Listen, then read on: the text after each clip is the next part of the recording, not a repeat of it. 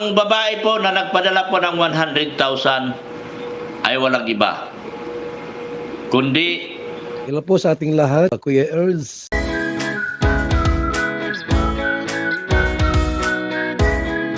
Confirm, pabahay ni VNC estimated aabot sa 2 million pesos. Isang bigating sponsors lumapit kay Dr. Love at nag-abot ng tulong. Yan ay sama-sama nating tutukan mamaya mga kalingap. At kung nagustuhan nyo po ang ganitong klaseng reaction video, paki-like at subscribe naman po para lagi kayong updated sa susunod kong mga uploads. At salamat sa walang sawang pagmamahal at suporta kay Kuya Val Santos Matubang at Idol Kalingap Rab. Paalala, panoorin at tapusin ang video na ito para malaman mo kung ano ang nilalaman nito bago mag-comment. Bago tayo pumunta sa ating main topic, bibigyan muna natin ng kaunting reaction kung bakit deserve lahat ito ni VNC. Noon si VNC ay walang-wala talaga siya. Si VNC ay may pangarap sa buhay na makapagtapos ng pag-aaral at makatulong sa kanyang mga magulang at mga kapatid. Na-scout siya ni Dr. Love, hindi nagdadalawang isip si Doc Love, kaya nilapit niya ito ni Idol Rab. Tama naman ang ating mga netizen na nag-advise ni Doc Love na ilapit kay Idol Rab, dahil sayang ang ganda ni VNC. At makasama siya bilang isang Kalingap Angels. Ngayon balik tayo sa topic. Noon hindi pa nakita ang kakayahan at kabaitan ni VNC sa mga nagmamahal sa kanya. At ngayon biglang kumilos ang Panginoon, ang dami ng sumusuporta kay VNC sa mga kamay ni Idol Rab. Ano kaya ang buhay ni VNC noon kung hindi pa nailapit ni Doc Love kay Idol Rab? Makamit pa ba ang kanyang pangarap na magkabahay agad?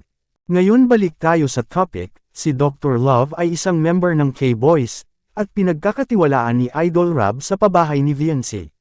May isang bigating sponsor na lumapit kay Doc Love. Hulog ng langit ang bigating sponsor na ito. Natatandaan niyo po ba ang nagbigay sa flat screen TV nila VNC? Walang iba kundi si Ma'am Ana from Japan. Nag-abot ito ng tulong para sa pabahay ni VNC, sa halagang 100,000 peso mga kalingap. Nakita siguro ni Ma'am Ana na deserve ang si VNC sa kanyang tulong, at ito'y pinagkatiwala niya kay Doc Love at ibigay ito ni Idol Rab para sa pabahay. Biruin niyo po mga kalingap, abot langit ang pasasalamat ang mga magulang ni VNC, dahil marami nang nagmamahal sa kanila. Hindi lang si Ma'am Ana, kundi marami pa sila, tulad ni Ma'am Pink Provido, G Group at Sir Lito at marami pang iba. Sabi naman ni Doc Love ay nagsisisi na ngayon ang umalis. Sa palagay ko ay si Erica ang kanyang tinutukoy mga kalingap.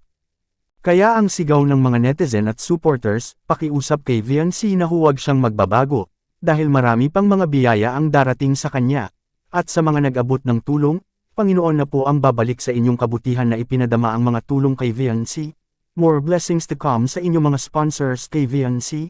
Narito na po ang kaunting video clip ni Doc Love sa kanyang live streaming noong nakaraang araw, makikita natin sa video. ang babae po na nagpadala po ng 100,000 ay walang iba, kundi si Ana ng Japan. Si Ana ng Japan ay nagpadala po ng 100,000 para sa pabahay ni Beyonce. Kaya ayaw mga umalis, magsisisi yun. So by Monday po, pipikapin ko po ang pera at ibibigay ko po kay Kalingap Rab. Another 100,000. So ang bahay ni Beyonce ay 1 million plus 200 na lalabas.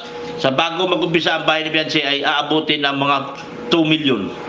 Bago mag-umpisa ang bahay ni Beyonce, bago mag-umpisa ang pabahay ni Beyonce, sa aking estimate lang, ay abutin ng 2 million. Imagine.